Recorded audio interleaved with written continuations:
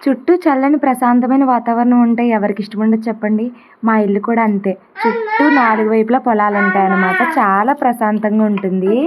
ఇంకా సాయంత్రం అప్పుడైతే అసలు బయటనే కూర్చోవాలనిపిస్తుందనమాట. అంత బావుంటుంది. చుట్టూ పొలాలు, ఇంకా పొలాల మధ్యన మా ఇల్లు అన్నట్టు ఉంటుందనమాట. ఇంకా అలా చల్లటి గాలికి ఇంకా టీ పెట్టుకొని తాగుతూ బయటన మా ఆయన, నేను, పిల్లలు కబుర్లు చెప్పుకుంటూ మేడ పైన కూర్చొని మాట్లాడుకుంటూ ఉంటే అబ్బా!